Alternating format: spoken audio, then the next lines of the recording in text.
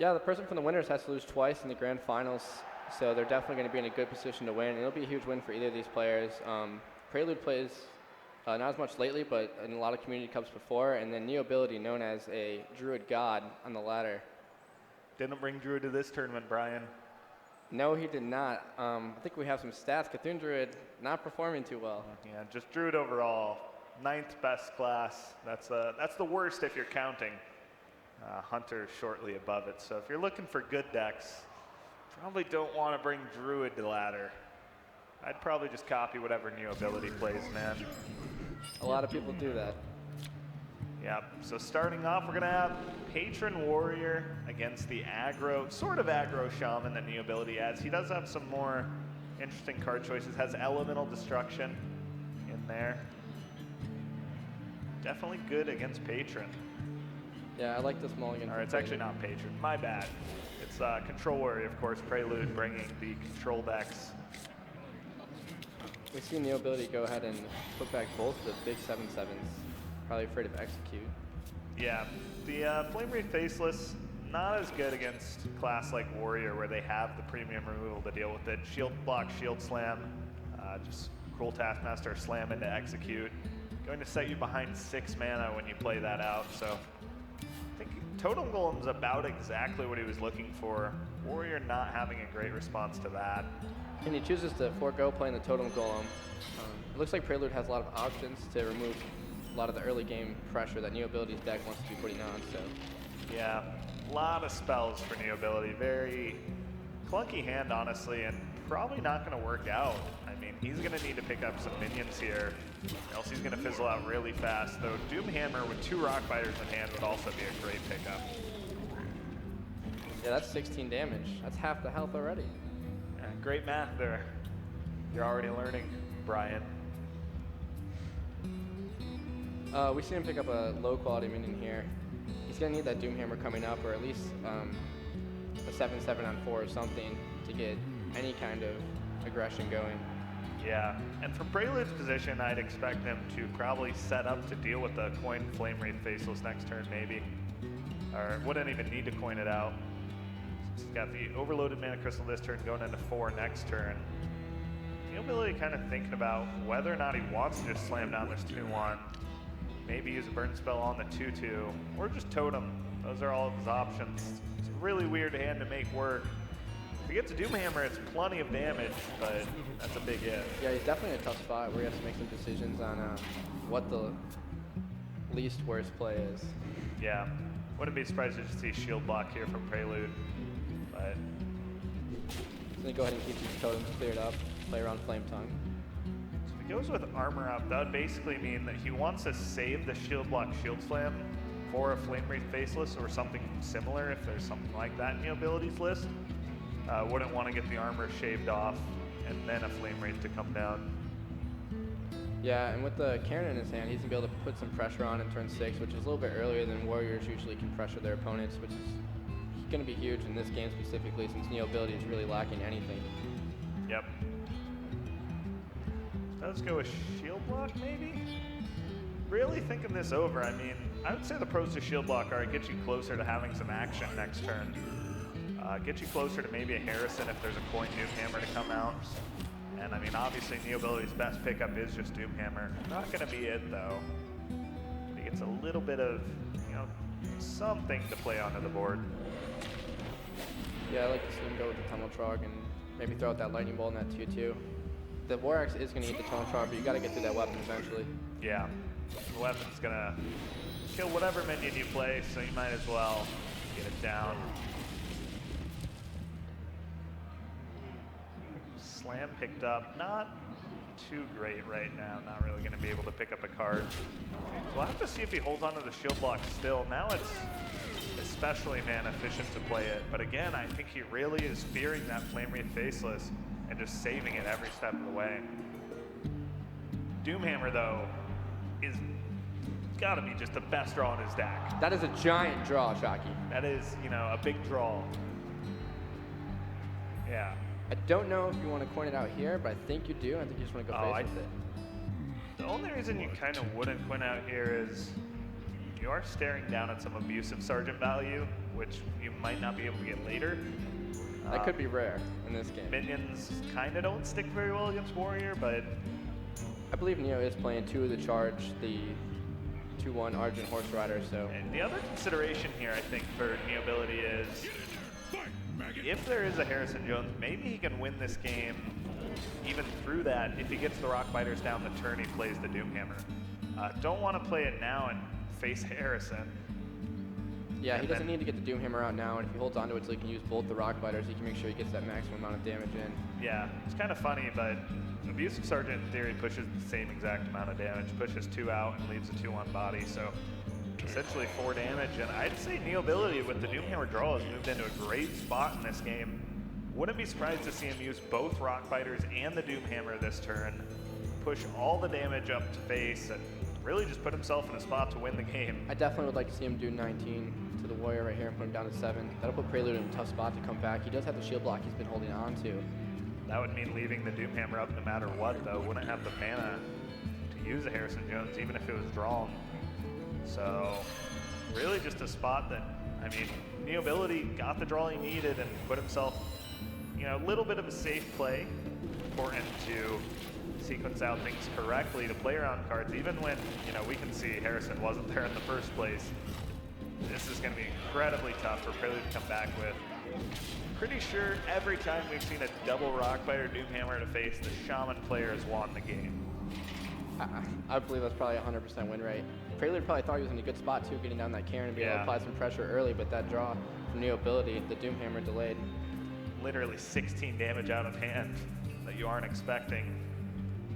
And we even saw Prelude playing super passively this game, denied a shield block with 3 mana up just because of the card Flame Wraith Faceless, and we saw Neobility pitch both of those, so kind of ahead of steps in this game.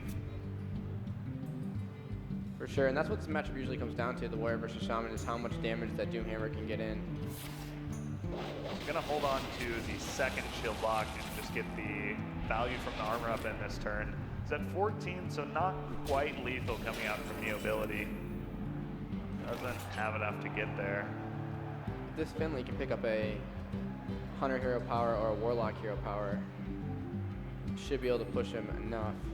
Yeah, both of those going to add quite a bit of reach to him. Hunter hero power, just immediate 2 damage value. And Prelude did pick up the other shield block though, so that's going to help him get even further out of range. He's going to go for the totem. Maybe should have gone for that first, checked if he got spell power, if that would have changed his play, but Doomhammer keeps swinging, and you gotta feel like maybe shield block's not gonna be enough to stabilize unless it picks up exactly Harrison. Ooh, that's a huge draw too. He's gonna be able to pair that with the shield block and put up a nice 2/6 taunt. A nice 2/6 taunt. Dude, does this Karen go face or does it trade for a 1/1 totem? Well, I mean, you do have to worry about reverse pressure, like killing your opponent, not only just staying alive. Apparently it's trading into a 2/1. Is that a Deathwing? That's a Deathwing, Brian. Chucky, did we know that was in the deck? I believe so, yeah. We saw it earlier in one of his matches, but not going to do much in this match. If he is able to stabilize, Neobility's already used a lot of his reach, so he'll have to win the game through minions in the late game, and that Deathwing could actually make an impact. You think so? I'm a betting man, The spell power but I totem wouldn't is bet just on it. lethal here. Also, 4, 5. Actually, Finley is higher odds of lethal. Or no, wait, it's not. No, it is. So Finley is slightly higher odds of picking up the Hunter hero power for lethal here. But he misses. Fire Blast is going to be 1 short. And yeah, I mean, his window's closing because shield block's going to come out next turn. Prelude not using the shield block last turn, just using the hero power, and It's ends definitely up a paying risk. off. Yeah, I mean, that did give a 37.5% chance of lethal this turn to Neobility if he had hit that steady shot. Also, he had the 33% of just hitting a spell power totem, but obviously opted for the higher odds. Doomhammer got 6 charges through. I mean, shield block almost has to come out, and another taunt gets picked up. And he's gonna be able to fit in the shield block, the taunt, and the hero power this turn if he wants to. Yeah. Which is going to put him all the way up to 12 and put 6 more health of taunt on the board. Yeah, and Cairn, despite not having immediate value, has been able to trade into so many minions Neobility's played. Gonna kill off this Trog. Had it been another minion without, you know, such a sticky death rattle, might not have been able to clear off these minions so high. And this is that part of the game I was talking about, whether he's going to have to win through his minions because he's already used all of his reach. Brawl, or even maybe Deathwing, but Brawl would let him armor up. Will go a long way towards stopping that strategy. I think we're going to see a Lightning Bolt and a Pain come out onto the Bloodhoof Brave. That's pretty much all the taunts gone for Prelude, but that's pretty much all the damage gone for Neobility. Other than the other Doomhammer, he does have Flame Tongue totems, but without minions, those won't do anything. So it's definitely going to be scary moving forward for him. I don't know if he's going to be able to close out the game. I mean, if you Deathwing, you're looking at being at 8 and your opponent being off the top to win this game. And Deathwing is threatening 2-turn lethal. There's no taunt totems left since Finley came down. I mean, I said it wouldn't be that great this match, but Deathwing's looking pretty good. It's almost like you should have predicted this. Oh, okay. Gonna be over here talking smack. Okay.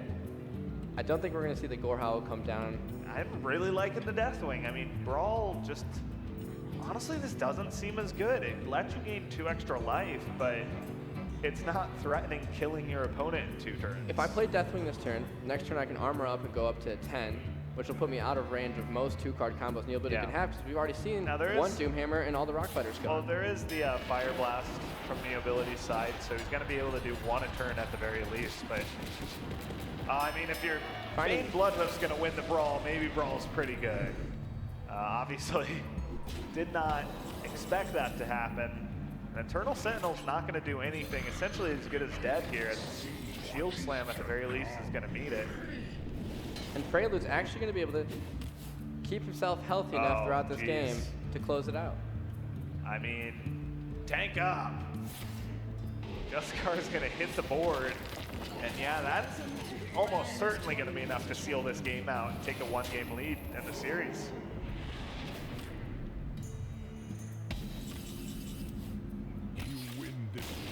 Flame Tongue Totem, his card choice is directly impacting that loss, Rat. I don't know about that one. That game might have been lost before the draw, Chalky, but Prelude able to play that game pretty well and keep himself out of range. That one turn we saw him, he came close to dying. Assisted by some timely Bloodhoof Brave top decks. But yeah, you have to play to your outs. You can see how that new Control Warrior build, able to survive and no Earth Shocks to bust through those taunts or anything like that. Just able to stabilize with double Shield Lock, double Bloodhoof Brave. Didn't even need Harrison. And I mean, you said 100% win rate for double Rock Bitering Face, but that's going to knock that down to probably about 50. I don't know if that's how the stats are going to work on that one. You know, unless there's only been 2 Rock Fighter Doomhammers. You win or you don't, Rat. Okay? No dispute? Good.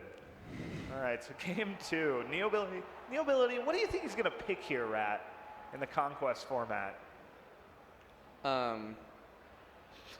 Doesn't it say he already picked Shaman, or is that just how? That's kind of been wrong a few times. I don't know. Looks like he did go with Shaman and Warlock. We got it right. Hey. Ooh, we see Prelude opting to still keep that Big Game Hunter in his deck. Yeah. I mean, we've seen him really be afraid of Flame Wreath Faceless. That's a card that a lot of people were speculating might even be the best card in the Old God set. Yeah, we've seen Neobility is actually playing Harrison in his Patron deck, and a couple of these players are opting to play Harrison in decks where it's otherwise unorthodox right now, and it's probably just a counter the Shaman deck that everyone thought was going to be so popular. Yeah, Shaman, definitely powerful. I mean, there's 4 of them in the top 8 that we had. Quite a few of them are still live in this tournament. It's had the 3rd highest overall win rate in this tournament. Definitely showing up like people expected in this new meta. Gonna have to see if the Big Game Hunter keep really works out for him, though. That is 1 fewer card that he gets to see that could be Reno Jackson, which ups your win rate substantially in this matchup. Outside of Big Game Hunter, though, it really is hard for the Warlock to answer those 7/7s. Yeah. We see that Neobility doesn't have that, so that might not pay off. And we also see that Neobility has a good early game curve, so he's able to apply that, a lot of the pressure. Yeah, I wonder if Neobility, you know, we saw him last game mulligan away the 7/7s, but had he seen one this game, man, he might have kept it and gotten punished a little bit, especially maybe if Coin Big Game Hunter came out. Could, of course, always still draw into one. Big Flame Juggler here. It's the big 50-50. Yeah, not game deciding, but he's going to lose a Divine Shield over that, which is might be pretty relevant in the case of Mortal Coil or a board clear coming out. But we see Prelude doesn't have anything near that. Yeah, I mean, this is a pretty greedy Reno Warlock deck. You know, nobody really predicted this deck to be too insane in the meta, but I think we saw 3 of them in the top 8. More of that than Zoo, actually. 2 Zoos and 3 Reno Locks. And we've seen both of them have success. I mean, Neobility is running Zoo, Prelude running Reno, and they're both obviously in the winner's final. Yeah, the Zoo deck was easily targetable this tournament. You see a lot of people come with Patron, a lot of people come with Freeze Mage, decks like this to try to target that Zoo. So it definitely did not help out its win rate. And Yeah. Reno Lock is good versus Patron. It's actually interesting to note, in the first day of the tournament, Warlock was the #1 win rate with a really high 61%, but as we got deeper towards the later rounds where players were facing off against other really great players, Warlock's fallen down to 52%. That's the 4th best now, and Patron Warriors kind of usurped its title. We're going to see Neobility probably just throw down this Abusive and then open up his mana for that turn 5 Rock Biter, which is a pretty big deal in this matchup. And if Prelude doesn't find some more defensive options, Yeah, I mean, no board clear, no Reno. Really, his hand is just full of really bad cards. And Jiraxis isn't helping that cause. This is kind of how you can get punished for including that greedy top end with Jiraxis and Alex Raza and the combo with that Leroy and Faceless. And now that Molten Giant is nerfed, these turns aren't even a question. Neobility instantly equips the Doomhammer. It takes Prelude down to 8, and barring a top deck, he's just dead. is there anything that can even save him here? Yeah, what would save him, Ethan? Well, Not even Dark Peddler into Voodoo Doctor is going to do it here, Chalky. yeah. Does have 10 showing, so. Forbidden Ritual, I don't think we've seen that card drawn from Prelude. Interesting that he's including that one just to flood the board, maybe. It's definitely an interesting Reno deck list. I'm excited to see the next 2 games and see if it pays off some of these higher end choices. That's not the Yeah. matchup that those cards are going to be good in. Right. Definitely getting punished that game as Shaman takes an aggressive stance and absolutely decimates the Reno Warlock. So, 1-1 in the series. Prelude needs to win with his N'Zoth Paladin and Reno Warlock. And Neobility just took a win with his Shaman, so he's got Zoo left and also Patron Warrior. And like I said before the match started, the Patron Warrior is going to be the key win for Neobility. If he Yeah. can't get that by the N'Zoth Paladin or the Reno, both bad matchups, Yep. then All bad matchups in this. I mean, Control Warrior was also a bad matchup before it won, so yep. Patron Warrior definitely going to be the deck that Neobility needs to get it done with here. we did And- see that Prelude's deck does have a lot of those higher cost options, so maybe you can sneak in some aggression in the early turns and then convert that into Patrons in the mid game and then maybe finish it out with a Grom or something Yeah. before and he gets down those power cards. it's a really similar situation that we had a couple matches ago with Talion going down 2 losses with his Patron Warrior, but managed to find the 3rd in an insanely close matchup against Reno Lock. And this Doomsayer is going to be huge. Think so? I think so, Keaton Chalky Gill. All right, the Rat. So we're gonna have to see how Neobility goes about the mulligan, goes about. Interesting that Neo's playing Brand. I don't really see that as much lately. Neobility kind of just keeps his hand thinking, okay, these are all playable cards. I'll just keep Doesn't want to mulligan into things like Sea Giant, Power Overwhelming that could be weaker in these early turns. I'm a fan of these are all playable cards, let's keep them strategy. Yeah, I mean, when you have good cards, it makes other cards more keepable. Like, you can keep more average cards like Brand. Here we're going to see him go for the Coin Knife Juggler and then into the Doomsayer. This is one of the worst feelings as a Zoo player. Yeah, I mean, it's definitely not what you want to see, but at the same time, you do still get to tap in if you're going to get Doomsayered. Nothing like tapping on 2 as a Zoo, Chalky. I'd like to have Life Tap if I had to choose a hero power to have here, so. Flame Juggler is not a card we'd seen out of them. Seems to favor this card. It is in his Shaman build now that a lot of the better choices either got nerfed or went away with the new standard changes. Ooh, the Solemn Vigil's nice pickup to go with the Doomsayer. It's let him pick up 2 more cards. It's important that he gets a lot of these 2-card combos his deck runs, like Humility Kodo and stuff. Yeah, I don't think N'Zoth Ragnaros was the 2-card combo he was looking for. He needs to dig towards those equalities, towards those consecrations. And for Neobility, I mean, I think he knows what his role in this game is, and that's to just lay on the pressure. Yeah, it's not really, sometimes Zoo in the past was able to go and take a value game in some of these matchups, but that is definitely not the case in this matchup. How do you feel about him taking Reliquary Seeker over Flame Imp? Personally, I would have took the Flame Imp. Yeah, that is bold to say, I think I can get this to be a 5-5, if not a 9-9 with Brand Bronzebeard. Well, we're going to see if that pays off, if that's a strategy. It's really hard to fit that Reliquary Seeker in this deck because when you play the Tentacles, you use up all of your mana. Yeah. Where in the past, Implosion would let you play the Reliquary Seeker after. Definitely got a lot harder, especially with the loss of cards like Haunted Creeper that lets you fill up your board even more. So, bold choice by Neobility. I don't think the face damage was really relevant, so just decided he thinks he can get Reliquary Seeker off this game. Now this turn, I mean, there's a lot to consider. Just all options in his hand. I mean, Flame Juggler, not too bad. Half the time going to kill off that 1-1 for you and let you push more face. He has a lot of options here. I think we're going to see him go with the Brim because he wants to try to get some value out of this Defender of Argus, and he did keep that Reliquary Seeker, so we have a glimpse into what he thinks this game's going to look like.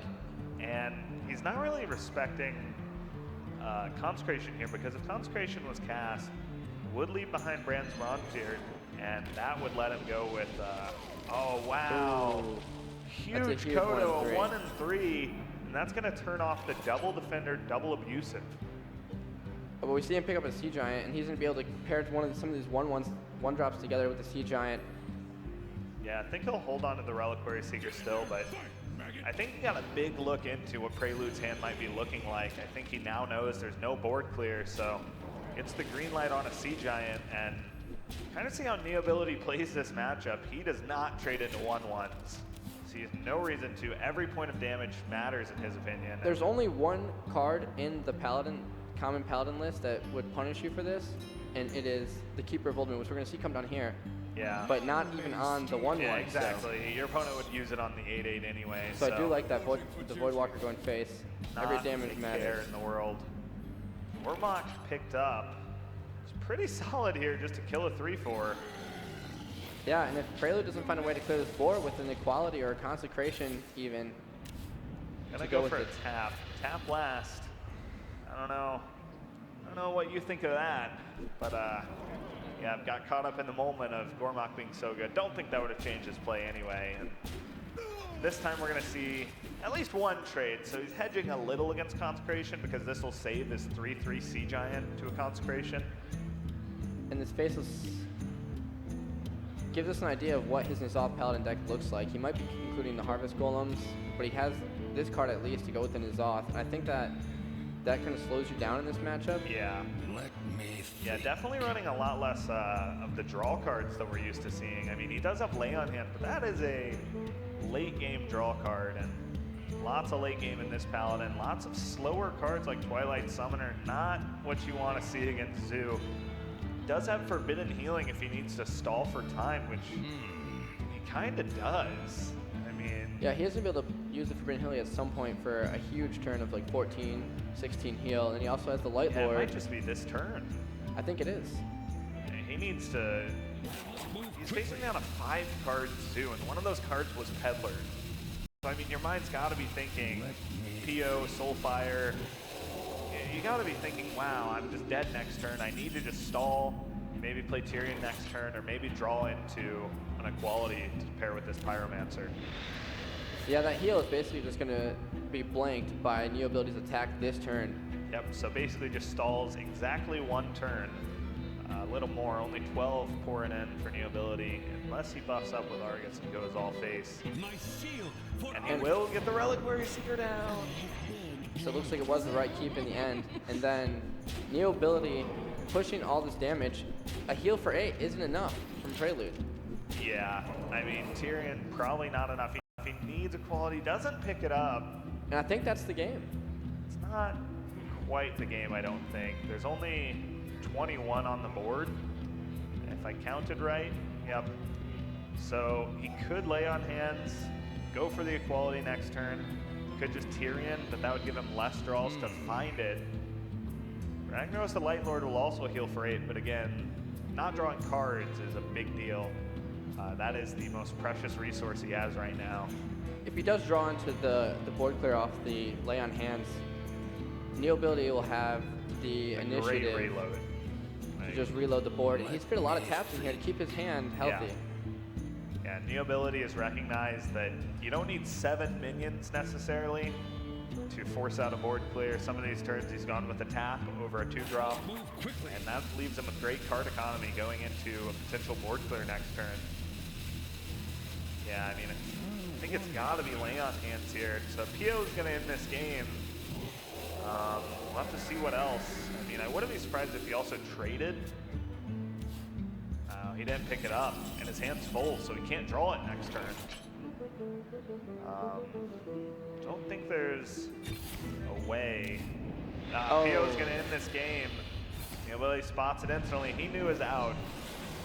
And that's going to give him a 2-1 lead in this series, 1 game away from moving on to the grand finals. And this isn't a win with the Patron deck, which would have been huge, but this is a matchup that isn't very easy for the Zoo Warlock to get a win in. More importantly, not only did he get the Zoo win in, but this does give him 1 extra chance with Patron. He's going to get 2 chances, 1 against Reno Lock and 1 against this N'Zoth Paladin that we just saw, both of which unfavorable matchups for the Patron Warrior. But Patron Warrior has really shown, especially since Standard hit, that even in bad matchups, sometimes you can just mid-range your opponent down. I mean, Bloodhoof Brave, a new addition that we've seen a lot of players picking up. Great mid-range minion, 2/6, that can get buffed up to 5 attack. Doing great things for them in the mid-game. Kor'kron Elites, we've seen. Yeah, a lot of builds run the Kor'krons, and they also run the Grom, obviously. So if they get enough pressure in the middle of the game, your opponent has to use a board clear, and then you're able to finish them off with that kind of reach before they're able to stabilize and get down their win conditions. Yeah, and a lot of board clears kind of leaving the format. I mean, Blade Flurry going away makes Rogue actually an underdog to Patron.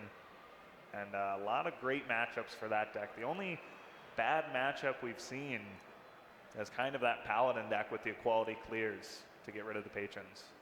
It's a lot of the same when it comes to the Patron. It's bad against control decks that have board clears, and you supplement the Patron deck with charge minions to get around that. Yep, sometimes you just got to charge them out. Kind of like an aggro warrior deck with an alternative Patron game plan now. A good aggro warrior deck. Yeah, it's good. You use Finley to get a good hero power. Basically seeing that. We're going to check out the bracket for you guys that just joined us. Look at how this top 4 is shaping up. Right now we are in the winners finals. Neobility up 2-1 over Prelude. Down below right now off stream, Talion up 2-0 over Dark Gammon.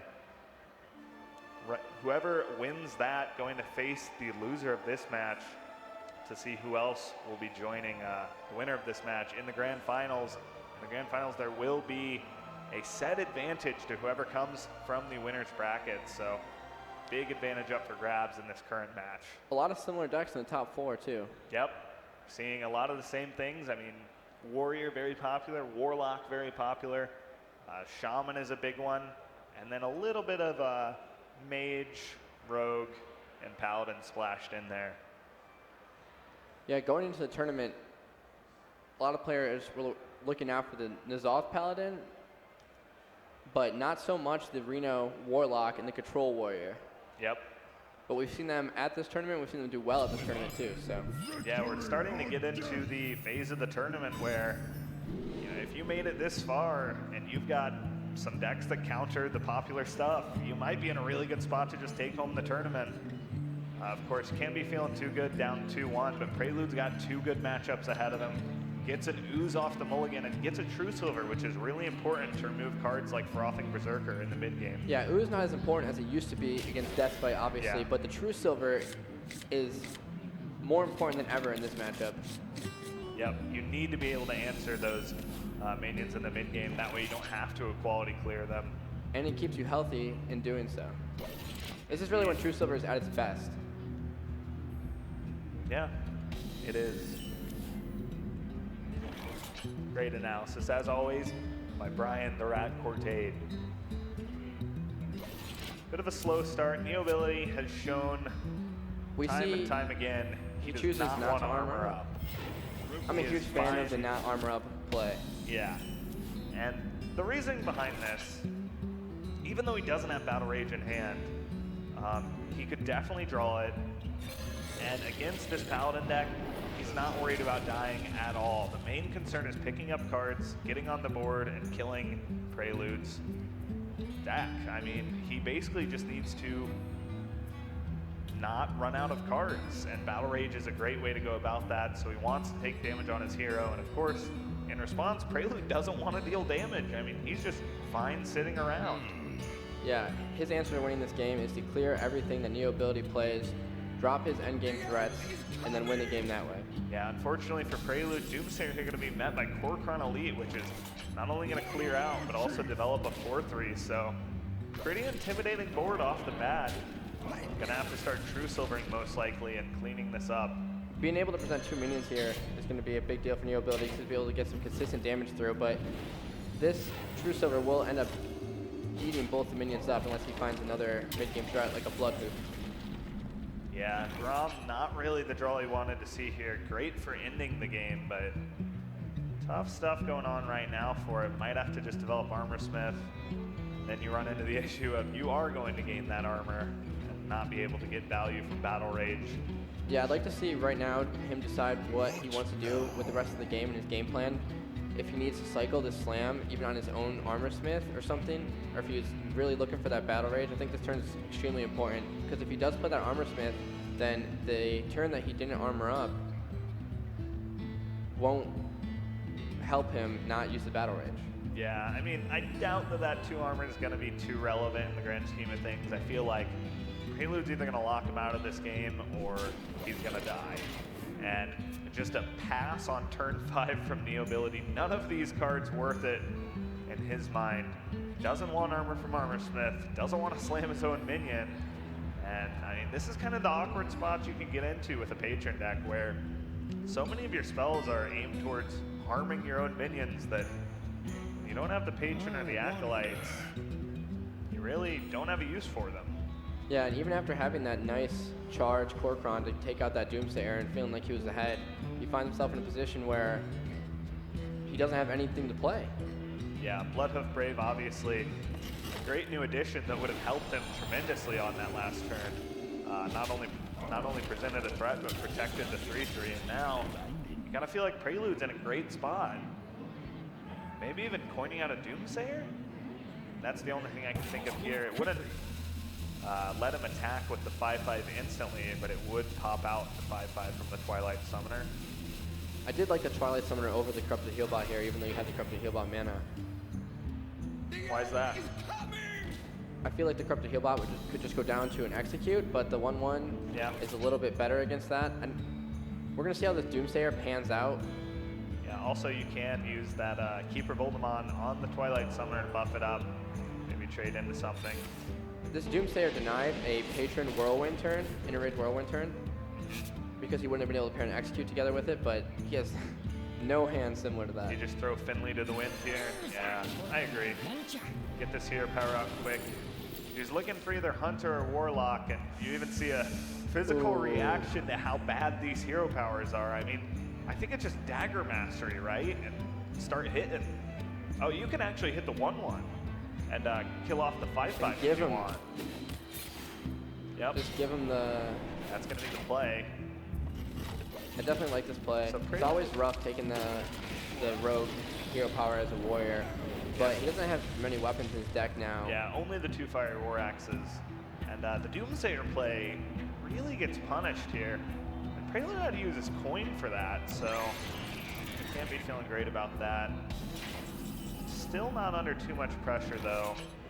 We are starting to see Neobility's game plan shape up, though. If he can find a way to get rid of some of these minions in the next few turns and put 2 threats down or even 1 big frothing, he's going to be able to get enough chip damage in to possibly finish it with the Grom.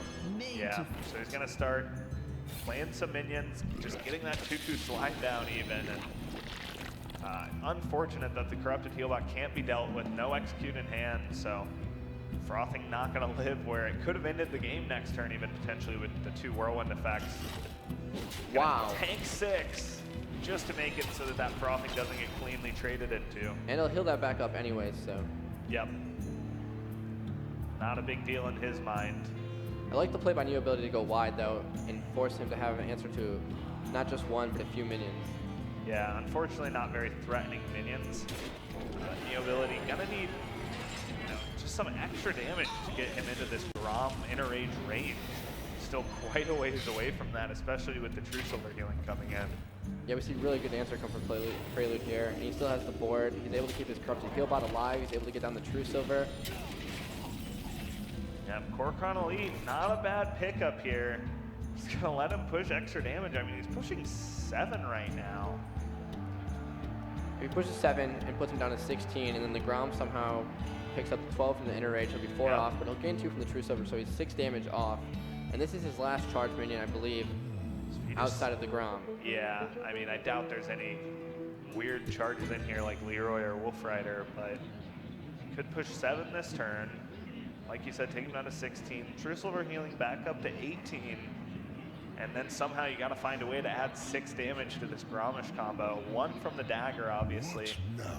Maybe in his mind he can pick up a fiery War Axe, and that would be the 6 damage he needs. But we see that Prelude has the ooze to answer that War Axe. Yeah, of course. Neobility gonna go with a different plan.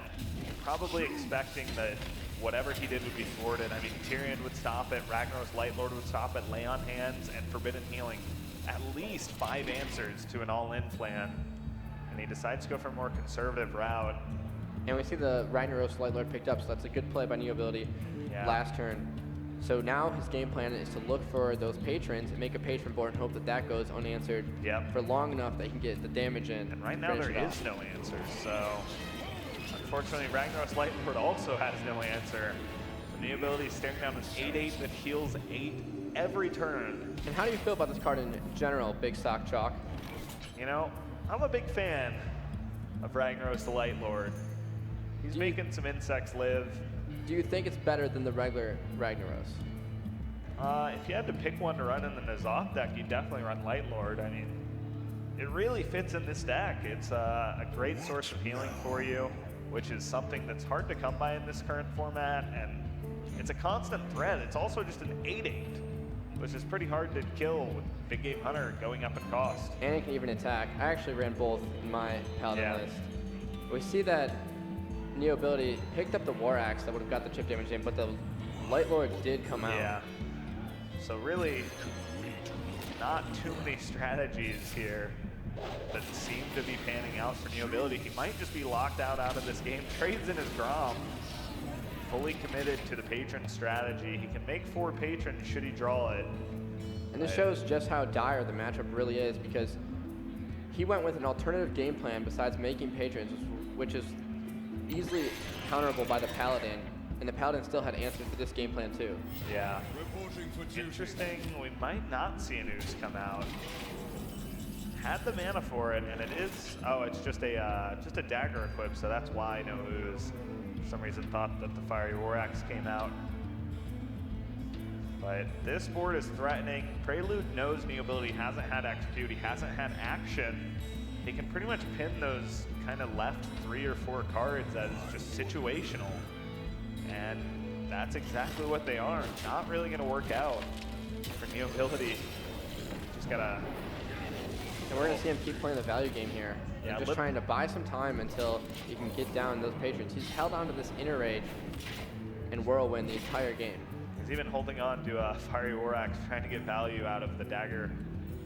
passive, but N'Zoth is picked up. And that's a good one.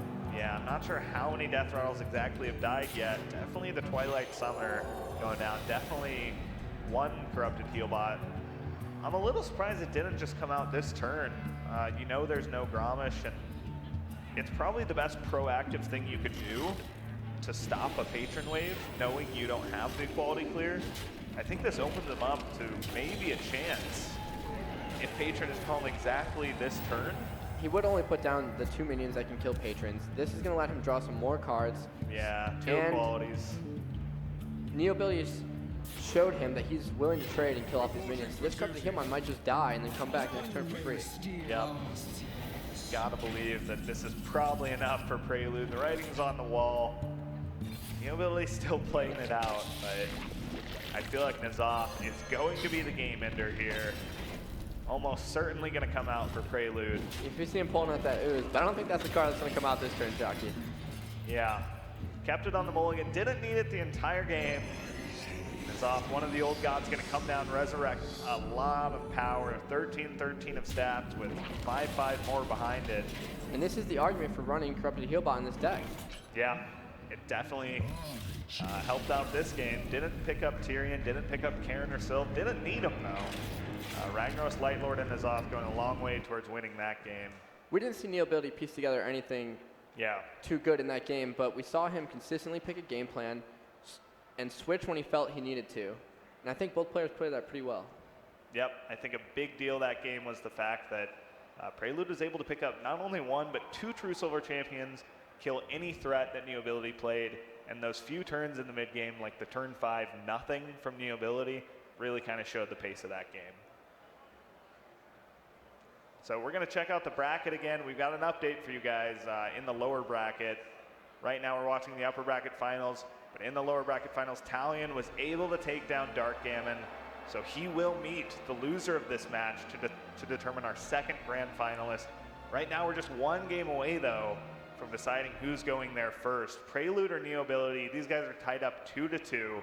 It's going to be Patron Warrior versus Reno Warlock to decide it. And it's really going to come down to what we thought was going to come down before the match started, and that's that Patron has to get a win. And it's not easy to do that, and that's personally why I didn't bring the deck myself. It's done very well overall, but when you run into lineups like these, where it's 3 control decks with board clears, and there's no ban in this format, so you can't really get one of those matchups out of the way. You have to face them all, and so far he's 0 for 2. We did see this Reno deck, though, and we did see that he has a lot of those high-costed options. Yeah. He's running Alexstrasza, he's running the Lord Jaraxxus, and he's playing the combo. Yeah, and I mean, one strategy that can come out in this matchup is just going for it. On turn 5 or 6, just making patrons. Realistically, the only counters are something like an Ooze Shadow Flame. That's one of the few 2-drops Reno runs, or a Hellfire. And if those don't come out, Patron can easily overrun them. And a lot of times, if you pay attention to your opponent's mulligans as the Patron Warrior, you can see that a Reno player played their cards on curve that they kept. So you can be very keen to whether or not that Hellfire is hiding in their hand. Yeah, and so Neobility probably aware that Prelude was able to keep 2 cards, obviously thinking they're pretty good in the matchup. Got Imp Gang Boss and Refreshment Vendor, not insane cards, just on-curve minions, and that's all you really want when you're playing Reno Lock. Reno Lock is really good when it looks like a Zoo deck for the first half of the game. Yes, that is definitely true. We see Neobility go with the heal here. He has the Grim Patrons this game, so we will most likely be seeing them, and he also has these 2 Acolytes that are going to help him draw the cards, and this is what he was missing last game. Yeah, and I have to believe he wanted patrons because we did see he at least threw away a Bloodhoof Brave in his opening hand, deciding that that wasn't really where he wanted to go in the mid game. So maybe a little, not the best hand. 2 Grim Patrons, 2 Acolytes. You very rarely want pairs of cards in Hearthstone, but especially Grim Patron. Blood of the Ancient One, though. That card's good in pairs, Shocky. Makes it 30-30. You ever seen that yet? I seen it yesterday. Nostrum actually lost to it. It came off of a I saw. Varian Rin. Wait, both of them came off and turned into a 30-30? It wasn't that good. Only one came off, and the guy played the one on the next turn. Yep, that's number 1 HCT point earner Nostum going down in this tournament a bit early. Yeah, it was definitely a rough weekend for him.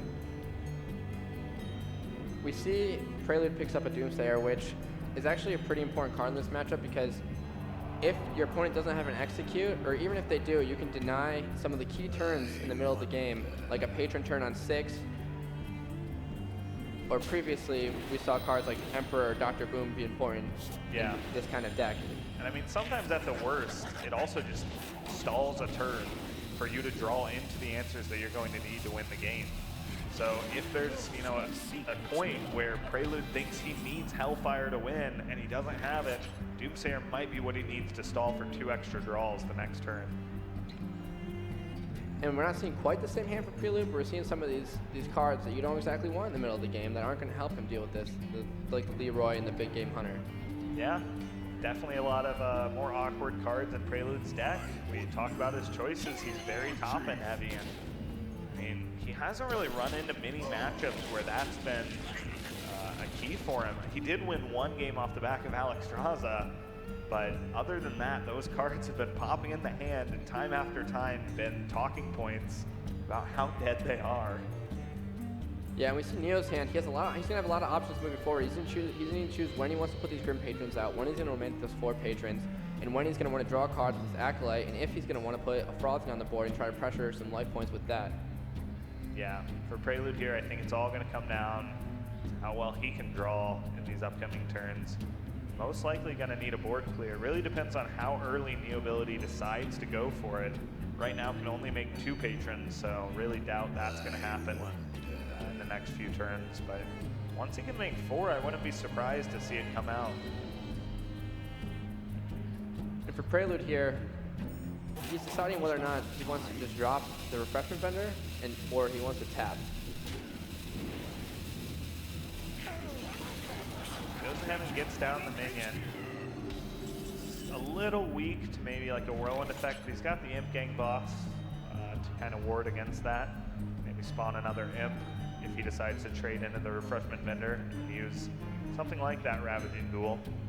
If Neo was able to just leave an Imp on the board with 2 Patrons, that would be good enough. Making 2 Patrons in this matchup when you have 2 Patrons in your hand isn't a bad strategy, especially when you know your opponent's going to have a minion on their board that you can propagate off of. Yeah, unfortunately, right now, I don't think he has a great way to do that.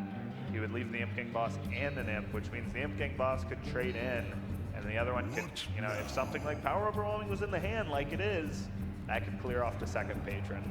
Yeah, despite having a lot of options, even if he uses the Ravaging Ghoul here and trades the Core Crown into the 3/5, it's going to leave 3 power on the board, which can let Prelude clean up the Ravaging Ghoul. Yeah, it's going to give them some card draw, though, off the Acolyte, which is nice. So goes ahead and goes with that option. So now that the coin's out, he's looking to draw the Inner Rage or a 2nd Whirlwind to go with these Patrons to make more than 2. Yep. And with 2 Patrons in the hand, of course, can do 2 waves, one after the other, if he gets the right cards to go with them. Prelude is doing a good job of not revealing what's in his hand to Neobility. And because he didn't tap last turn, you have to think, as the Patron player, that he already has some of what he's looking for to stop what your deck's trying to do. Yeah, I mean, there's also the chance that maybe he just didn't have anything good to play for 3 mana or under, which kind of was the case, so didn't feel like risking it and life tapping for his entire turn with 5 mana. There's an Inner Rage, so... And there's the 6 mana, 4 Patron combo. You won't be able to clear the Sen'jin, unfortunately. Yeah, and I mean, I think that might be enough to ward him off from doing it because of Shadow Flame. He could Inner Rage the Sen'jin and just make 2 Patrons. Just make 2, yeah. But then he doesn't have anything to make more Patrons the next turn. How do you feel about Frothing, Inner Rage trade? Inner Rage trade. I kind of like that. I mean, it's going to buff both the Frothings up to 5. Unfortunately for him, Prelude has an answer to that. He can Power Overwhelming an imp, trade in, and then Big Game Hunter, one of the frothings if you were to do that. I think this is the play that I like. Maybe getting down the frothing and not pumping it up to that 7 attack to die to a BGH. Yeah. But getting it on the board so that you can threaten Whirlwind on your own turn to pump him and get in some damage. So very respectful of the fact that Prelude's list does include Big Game Hunter. Even after the nerf, Alex Raza comes down and, I mean, just as another talking point, probably not going to be very impactful in this matchup. I would have liked to see the frothing come down after the trade, because now the 2 imps are going to be able to trade in, he's going to be able to BGH. Yeah, I mean, that does at least kill off both the imps, so there's that. And it looks like it's just going to be PO anyway, maybe? He's considering the BGH, but it's also the fact that if you use Big Game Hunter, then he gets to get down with Sylvanas. I don't really like playing Sylvanas on this naked board, but he's going to go with it. We see that Neobility has the answer in the execute. But he has to use a spell alongside it. And Bloodacre is not really a great activator, considering it would give the 2/2 slime to Prelude. And he won't be able to clear that slime, so will eat a patron if he tries to do the patron turn in the mix of this. I mean, if we just stick at parity for the next 2 turns, maybe turn 9 Alex Raza is going to be pretty good in this matchup. Especially if Prelude is able to pick up the Faceless to go with the Leroy. Yeah, he did use the PO, so lacking a little bit of that burst damage. I don't think he's necessarily concerned about ending the game, just making sure Neobility doesn't. This is definitely not a matchup where you have to have that 20 damage burst to win the game. So he's gonna throw out the Inner Rage. Decides he doesn't need it for the patrons.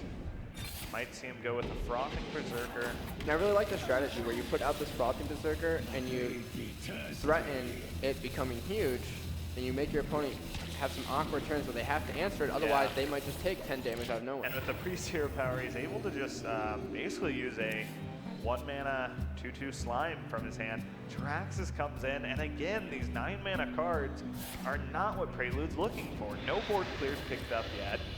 Of course, Neobility's not keen to that fact yet, but if he were to go in pretty soon, things could get really bad, really fast. And he's been unable to damage his hero, so he's not going to get any of this battle rage value that he's looking for here. So these turns are starting to get really awkward. Yep, Prelude literally even not attacking. 1 damage definitely not worth enabling battle rage, especially when the Priest Hero power is there to heal it up anyway. And here comes the Patron. It's only going to be 2, but it's going to enable a battle rage for 2 as well. I definitely like this play. I think that Neo needs to get some new cards in his hand, because at this point, if Prelude's been paying attention, he has it pretty well narrowed down to what's in Neobility's hand. Yeah, and the biggest thing here, I think, from Neobility's side is if you pass this is basically the last turn I think he could have afforded to wait. If he just passed this turn and didn't really do too much, and Alex Raza came down to deal 15 and develop an 8/8 with no execute in hand, how do you really go about beating that? And we're still going to see the Alex Raza come down anyways and reduce him to 15. Yep. Now Neobility leans back in his seat. He doesn't need to be too afraid of death because the power rolling's been seen. We haven't seen Emperor, so Leroy Faceless would be basically the max, and that's only 12.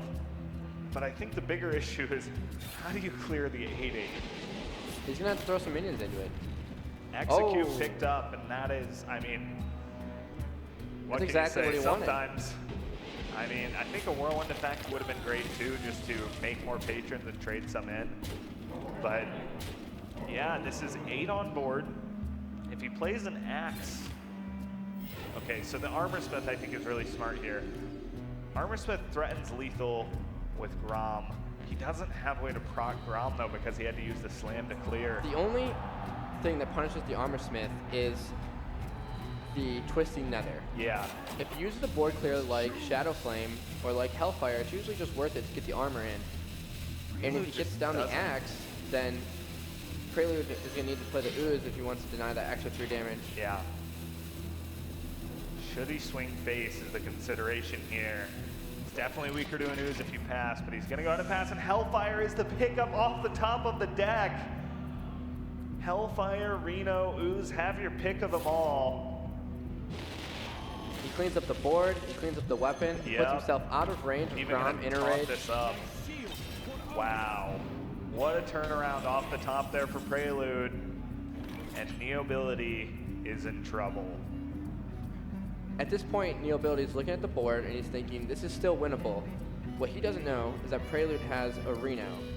Yep. So if he tries to take an aggressive stance where he tries to get in a little bit of damage before finishing with Grom, it's not going to work. Yeah, and from his perspective, that kind of has to be his line, though, where you hope you can just get there. You hope the Reno's not in the hand. Unfortunately for him, it is, and I think it might even just come out this turn, just to make sure no shenanigans happen. It's also the only minion that's even reasonable to play.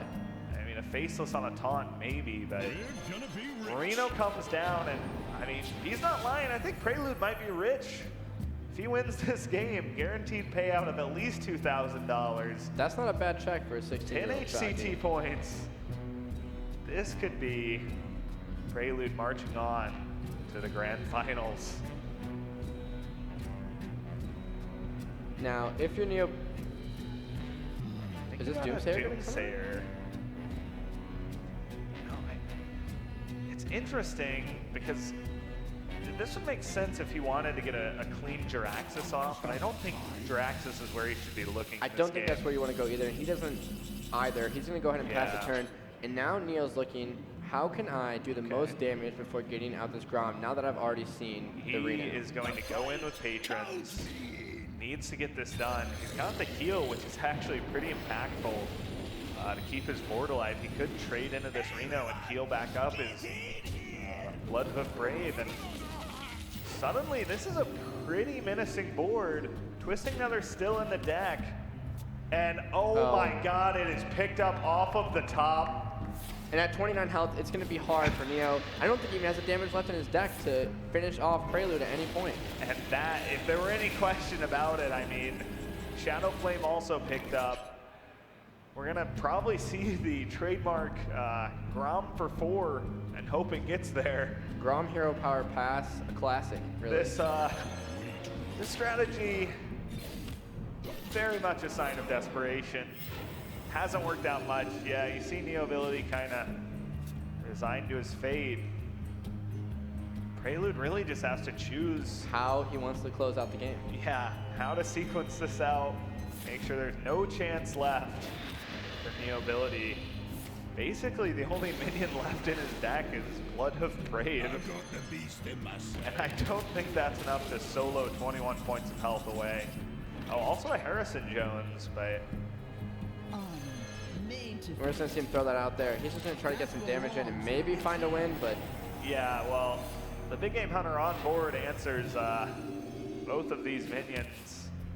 Maybe some tentacles going to come out. Enjoy the win. I think if there was ever a time to play Jiraxis... You think this is it? Just put it in the face of the Harrison and be like, look. Trade into the Harrison. You'd really just hit your face, BM him like that? With the Big Game Hunter? Yeah. Well, we're going to see the Psycho Shrine come down, Shocky. And then we're going to see him make some tentacles. Yep. And Inner Rage not going to do much here.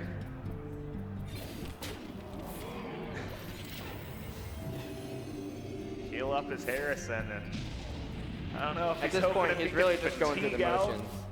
The rest of this Reno deck. Actually, you know, interesting to note, tournament's not over after this. I think Neobility might be fishing for information, thinking, yeah, I'll see you again in the grand finals, buddy. I want to know what's in this deck. It's true, the loser of this is going to go on to play Talion, and then they're going to, the winner of that match will play just Prelude. Just going to scoop it up. Neobility going to go down. Prelude 3-2, moves on. He's the first grand finalist. Neobility just down to the losers bracket, though, going to take on Talion. Both of them obviously guaranteed a top 3 placement, but still hungry for that grand final spot and a chance at the victory. Big pickup for Prelude. I mean,